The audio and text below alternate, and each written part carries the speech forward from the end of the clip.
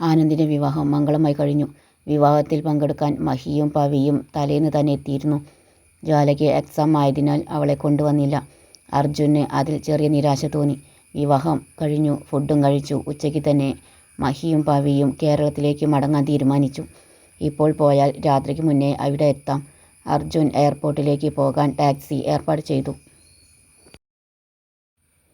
ടാക്സിയിൽ കയറാൻ നേരം മഹി അർജുനോട് പറഞ്ഞു, എക്സാമാണ് വരുന്നത്, പഠിത്തത്തിൽ ശ്രദ്ധിക്കണം. ഓക്കെ ഡാഡ്, അവൻ ഉറപ്പ് കൊടുത്തു. മഹി കാറിൽ കയറി. അർജുൻ്റെ ഷോൾഡറിൽ ഒന്ന് തട്ടിക്കൊണ്ട് പിന്നാലെ പവിയും ടാക്സി എയർപോർട്ട് ലക്ഷ്യമാക്കി നീങ്ങി. അർജുൻ തൻ്റെ റൂമിലേക്ക് നടന്നു. സാൻവി അവൻ്റെ പിന്നാലെ തന്നെ ഉണ്ടായിരുന്നു. അവളുടെ ശല്യം കാരണമാണ് അവൻ റൂമിലേക്ക് പോയത്. സോജനും ആകെ പെട്ടിരിക്കുകയാണ്. കാരണം സാൻവിയുടെ അനിയത്തി ഷാൻവി ആണ്. ഇവർക്ക് വേറെ പണിയൊന്നും ഇല്ലേ? സോജൻ ദേഷ്യത്തോടെ തലചൊറിഞ്ഞു.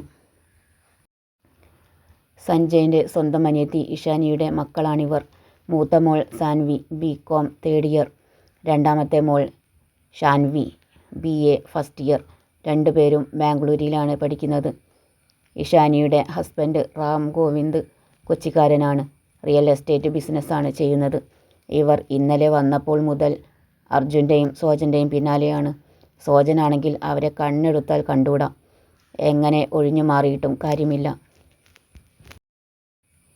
അവസാനം അർജുനും സോജനും അർജുൻ്റെ റൂമിൽ കയറി വാതിൽ ലോക്ക് ചെയ്തു. അവർ നിൻ്റെ മാരേജ് ഫിക്സ് ചെയ്തതൊന്നും അറിഞ്ഞില്ലേ? സോജൻ ദേഷ്യത്തോടെ ചോദിച്ചു. അറിഞ്ഞിട്ടുണ്ട്. അവളെ ഒഴിവാക്കാനാണ് പറയുന്നത്. എന്നിട്ട് ഇവളെ മാരേജ് ചെയ്യാൻ, അർജുൻ പല്ലു കടിച്ചുകൊണ്ട് പറഞ്ഞു. ഞാൻ ഇന്ന് തന്നെ ഇവിടെ നിന്ന് മാറും ഹോസ്റ്റലിലേക്ക്, അവൻ പറഞ്ഞു. ഞാനും ഇറങ്ങുകയാ. നീ ഇല്ലാതെ ഞാൻ എന്തിനാ ഇവിടെ നിൽക്കുന്നത്? സോജൻ പറഞ്ഞു. ഹോ, ഭാബിയെ നല്ലതുപോലെ ഒന്ന് കാണാനും പരിചയപ്പെടാനും കഴിഞ്ഞില്ല, അർജുൻ പറഞ്ഞു. വൈകുന്നേരത്തോടെ തിരക്ക് ഒഴിഞ്ഞു. അർജുനും സോജനും കട്ടിലിൽ കിടന്നുറങ്ങിപ്പോയിരുന്നു. ഇഷാനിയും റാമും മക്കളും നാളെയാണ് നാട്ടിൽ പോകുന്നത്. അതുകൊണ്ട് തന്നെ അർജുൻ ഹോസ്റ്റലിലേക്ക് പോകാൻ തയ്യാറെടുത്തു. ബാഗ് ശരിയാക്കി വെച്ചു. മമ്മി, ഞാൻ ഹോസ്റ്റലിലേക്ക് പോകുക. ഭാബി ഇന്ന് ഇങ്ങോട്ട് വന്നതല്ലേ ഉള്ളൂ. നീ ഇപ്പോൾ തന്നെ പോയാൽ ആ കുട്ടി എന്ത് വിചാരിക്കും? സിന്ദൂര പറഞ്ഞു. ഭാബിയോട് ഞാൻ പറഞ്ഞോളാം. അപ്പോഴേക്കും സാൻവി അർജുനെ തിരഞ്ഞ് അങ്ങോട്ട് വന്നു. അത് കണ്ട് അർജുൻ പല്ലു കടിച്ചു. എന്നിട്ട് മമ്മിക്ക് അവളെ കാണിച്ചു കൊടുത്തു. എന്നിട്ട് പറഞ്ഞു, ഈ ഇഡിയറ്റ് കാരണമാ ഞാൻ പോകുന്നത്. ഒരു നിമിഷം റെസ്റ്റ് എടുക്കാൻ സമ്മതിക്കില്ല. സിന്ദൂരയ്ക്ക് കാര്യം മനസ്സിലായി. നീ പോയിക്കോ. ഇവരെ കാര്യങ്ങൾ പറഞ്ഞു മനസ്സിലാക്കുന്നതിലും നല്ലത് അതാ. നമ്മുടെ വീട്ടിലെ അതിഥികളല്ലേ, ഒന്നും പറയാനും പറ്റില്ലല്ലോ. സിന്ദൂര അനുവാദം നൽകി. അർജുൻ മൂളിക്കൊണ്ട് പുറത്തേക്ക് പോയി. പിന്നാലെ സാൻവിയും. അത് കണ്ട് സിന്ദൂര തലയ്ക്ക് കൈ കൊടുത്തു. അർജുൻ നേരെ ഭാബിയെ കാണാനാണ് പോയത്. അവനെ കണ്ടപ്പോൾ തന്നെ റോഷ്ന ചിരിച്ചു. ഭാബി, ഞാൻ ഹോസ്റ്റലിലേക്ക് പോവുക. ഇപ്പോൾ തന്നെ എൻ്റെ എക്സാം അടുത്തു. അതുകൊണ്ട് ഇവിടെ നിൽക്കാൻ കഴിയില്ല. റോഷ്ന സമ്മതത്തോടെ തലയാട്ടി. ഓക്കെ ഭാബി, സീ യു ലേറ്റർ, അവൻ പറഞ്ഞുകൊണ്ട് തിരിച്ചു നടന്നു. ബാബയോടും ആനന്ദിനോടും പറഞ്ഞതിനു ശേഷം അവൻ ബാഗുമായി ഇറങ്ങി. പിന്നാലെ സോജനും സാൻവിയും ഷാൻവിയും അവരുടെ പിന്നാലെ ഉണ്ടായിരുന്നു. അവർക്ക് സങ്കടമായി. അർജുൻ ടാക്സിയിൽ കയറിയതും ദീർഘമായി ഒന്ന് നിശ്വസിച്ചു. സോജൻ അവൻ്റെ ബൈക്കിലും കയറി വീട്ടിലേക്ക് തിരിച്ചു. ഹോസ്റ്റലിൽ എത്തിയ അർജുൻ വിവാഹ ഫോട്ടോസ് എല്ലാം ജ്വാലയ്ക്ക് സെൻഡ് ചെയ്തു. കൂടുതൽ അയച്ചത് തൻ്റെ ഫോട്ടോസാണ്. അത് കണ്ട് ജ്വാല ചിരിച്ചു. ഡാർലിംഗ്, ഈ ഡ്രസ്സിൽ ഞാൻ എങ്ങനെ ഉണ്ടെന്ന് പറ. ഇതെനിക്ക് ചേരുന്നുണ്ടോ? ഈ കളർ എനിക്ക് സ്യൂട്ടാവുന്നുണ്ടോ? അവൻ്റെ വാട്സാപ്പ് മെസ്സേജ് വന്നുകൊണ്ടിരുന്നു. എല്ലാം കാണുന്നുണ്ടെങ്കിലും അവൾ ഒന്നിനും റിപ്ലൈ അയക്കുന്നില്ല. അവൻ മെസ്സേജ് അയക്കുന്നത് നിർത്തുന്നില്ലെന്ന് കണ്ടപ്പോൾ അവൾ ഫോൺ ഓഫാക്കി പഠിത്തത്തിൽ ശ്രദ്ധ കൊടുത്തു. അതാ നല്ലത്. പിന്നിൽ നിന്ന് സൂര്യൻ്റെ സൗണ്ട് കേട്ടു. അവൾ ഞെട്ടി തിരിഞ്ഞു നോക്കി. സൂര്യനും സച്ചിനും പിന്നിലുണ്ടായിരുന്നു. അല്ല, ഫോൺ ഓഫാക്കിയത് നല്ല കാര്യമായിരുന്നെന്ന് പറയുകയായിരുന്നു. അല്ലാതെ അവൻ മെസ്സേജ് നിർത്തിയില്ല. നിനക്ക് പഠിക്കാനും കഴിയില്ല. ജ്വാല ഒന്നും മിണ്ടിയില്ല. അവൾ സച്ചിനെ നോക്കിയതേയില്ല. താൻ പാർക്കിലും ബീച്ചിലും പോയത് പവി അങ്കിളിനോട് പറഞ്ഞു കൊടുത്തില്ലേ? തന്നെ എല്ലാവരുടെയും മുന്നിൽ നാണം കെടുത്തിയില്ലേ? താൻ ചമ്മിയില്ലേ? അതൊക്കെ താൻ ഒരിക്കലും മറക്കില്ല. അവൾ മനസ്സിൽ തീരുമാനമെടുത്തു. അവളുടെ പിണക്കം മാറ്റാൻ സച്ചിന് തീരുമാനിച്ചു. അവൻ ജ്വാലയുടെ കഴുത്തിലൂടെ കൈയിട്ട് ചേർത്ത് പിടിച്ചു. എന്താ എൻ്റെ മോളുടെ പ്രശ്നം? എന്നോട് എന്തിനാ പിണക്കം? ഞാൻ ഇവിടെ എത്തിയപ്പോൾ മുതൽ എന്നെ മൈൻഡ് ചെയ്യുന്നില്ലല്ലോ. എന്തിനാ എന്നെ കാണാത്തതുപോലെ നിൽക്കുന്നത്? സച്ചിൻ അവളെ കൂർപ്പിച്ച് നോക്കിക്കൊണ്ട് ചോദിച്ചു. എന്തിനാ ഞാൻ അർജുനൊപ്പം പോയത് എല്ലാവരോടും പറഞ്ഞത്? ഞാൻ നാണം കെട്ടിയില്ലേ? ജ്വാല അവനെയും കൂർപ്പിച്ച് നോക്കിക്കൊണ്ട് ചോദിച്ചു. പിന്നെ അവൻ്റെ കൈയെടുത്തു മാറ്റി ബുക്കുമെടുത്ത് തിരിഞ്ഞു നടന്നു. ആ നിമിഷം സച്ചിൻ ജ്വാലയുടെ കൈ വേദനിക്കാത്ത വിധം പിന്നിലേക്ക് വച്ചു ലോക്ക് ചെയ്തു. ഞാൻ പറഞ്ഞു കഴിഞ്ഞില്ല. എനിക്ക് പറയാനുള്ളത് കൂടി കേട്ടിട്ട് പോ. അടുത്തു നിൽക്കുന്നത് പോലീസാണെന്ന് ഓർമ്മ വേണം. സൂര്യൻ വലിയ ഭാവത്തിൽ പ്രത്യേക രീതിയിൽ തല ചരിച്ചുകൊണ്ട് പറഞ്ഞു. സൂര്യൻ ഇപ്പോൾ കാണാമെന്ന മട്ടിൽ മാറിൽ കൈ കെട്ടി നിന്നു. ആ നിമിഷം തന്നെ ജ്വാല കാൽ കൊണ്ട് ദ്രുതഗതിയിൽ കറങ്ങി തിരിഞ്ഞു. ഒന്ന് വെട്ടിയൊഴിഞ്ഞു. അതായത് അവൾ കളരിയും കരാട്ടയും ഒന്നിച്ചു പ്രയോഗിച്ചു. സച്ചിൻ്റെ പിടി വിട്ടുപോയി. സൂര്യൻ പൊട്ടിച്ചിരിച്ചു. ഞാനേ കളരിയും കരാട്ടയും പഠിക്കുന്നത് വെറുതെയല്ല, എന്നെ രക്ഷിക്കാൻ വേണ്ടിയാ. അത് എനിക്കറിയാം.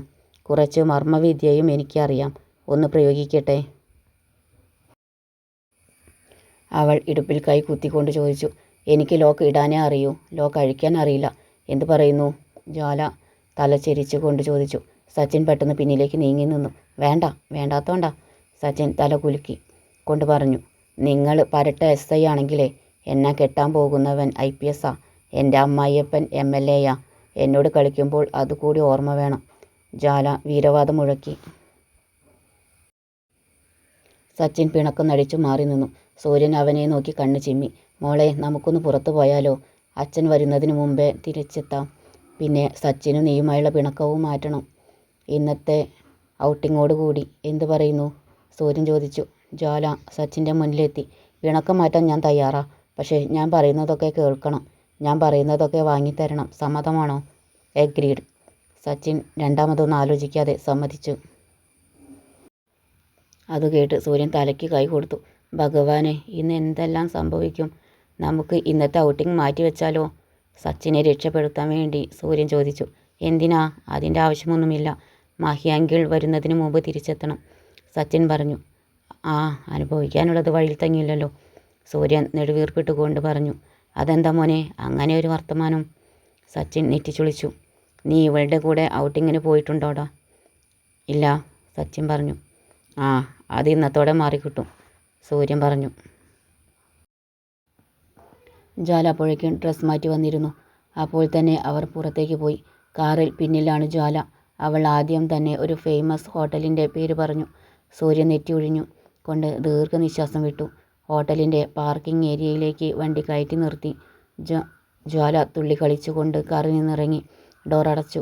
പിന്നെ ആരെയും നോക്കാതെ ഹോട്ടലിലേക്ക് കയറി മുകൾ നിലയിലേക്ക് പോയി. സൂര്യനും സച്ചിനും പിന്നാലെ പോയി. അവിടെ മിക്ക ടേബിളും ഒഴിഞ്ഞു കിടന്നു. ജ്വാല മെനു കാർഡ് എടുത്ത് ഫുഡ് ഐറ്റംസ് നോക്കാൻ തുടങ്ങിയിരുന്നു. സൂര്യനും സച്ചിനും ജ്വാലയുടെ ഓപ്പോസിറ്റ് സൈഡിലായിരുന്നു ഇരുന്നത്. വെയിറ്റർ ഓർഡർ എടുക്കാൻ വന്നു.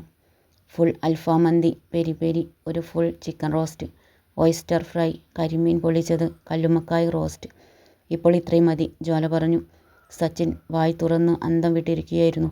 ഇതൊക്കെ എന്ത് എന്ന ഭാവത്തിൽ സൂര്യനും. 15 മിനിറ്റിനുള്ളിൽ ഫുഡ് വന്നു. കൂടെ 3 പ്ലേറ്റും. ജ്വാല തന്നെ എല്ലാവർക്കും വിളമ്പി കൊടുത്തു.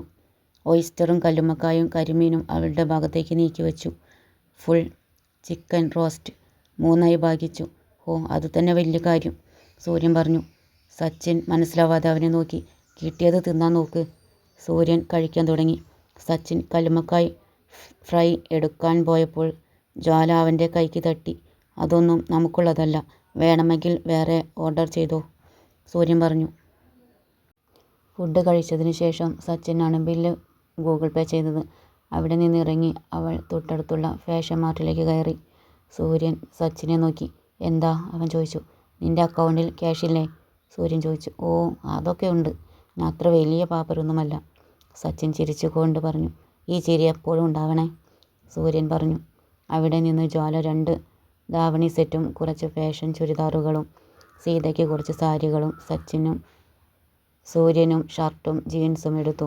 പവിക്ക് 2 ഷർട്ടും കൂടി എടുത്തു. ബില്ല് വന്നപ്പോൾ സച്ചിൻ ശരിക്കും ഞെട്ടിയിരുന്നു. 2 ലക്ഷം രൂപ. നേരെ ബീച്ചിൽ.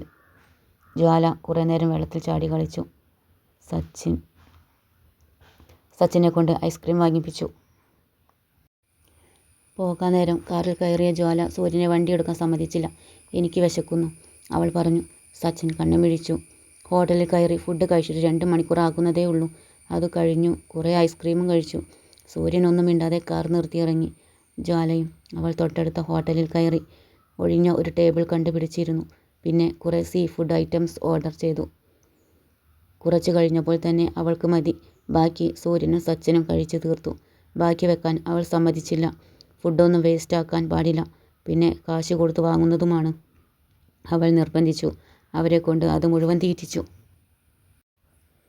സൂര്യനും സച്ചിനും വയറ് നിറഞ്ഞിട്ട് നടക്കാൻ പോലും വയ്യായിരുന്നു.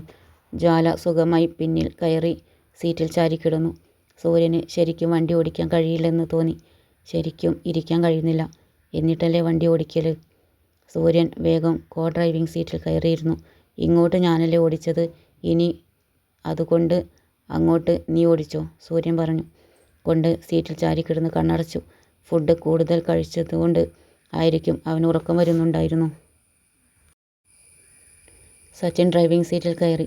വയറ് ചാടിയിട്ട് അവന് ഇരിക്കാൻ കഴിയുന്നില്ല. ഒരു വിധത്തിൽ സച്ചിൻ വണ്ടിയെടുത്തു. 5 മിനിറ്റ് കഴിഞ്ഞപ്പോഴേക്കും അവൻ്റെ കണ്ണടയാൻ തുടങ്ങി.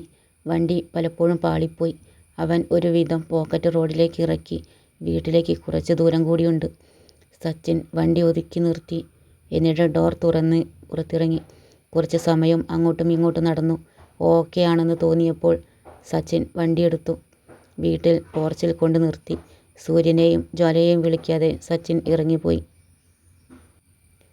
ഡ്രസ് പോലും മാറ്റാതെ കട്ടിലിലേക്ക് കിടന്നു. ആൾപെരുമാറ്റം അറിഞ്ഞ് സീത അങ്ങോട്ട് വന്നു. മോനെ, സൂര്യമോനും ജ്വാലമോളും ഇവിടെ? അവർ വന്നില്ലേ? സീത ചോദിച്ചു. അവർ കാറിൽ ഇരുന്ന് ഉറങ്ങുന്നുണ്ട്, സച്ചിൻ പാതി ഉറക്കത്തിൽ പറഞ്ഞു. സീത അപ്പോൾ തന്നെ പോയി സൂര്യനെയും ജ്വാലയെയും ഉണർത്തി. അവർ പാതി ഉറക്കത്തിൽ കാറിൽ നിന്ന് ഇറങ്ങി റൂമിൽ പോയി കട്ടിലിലേക്ക് വീണു. ഇവർക്ക് എന്തു പറ്റി? സീതയ്ക്കൊന്നും മനസ്സിലായില്ല.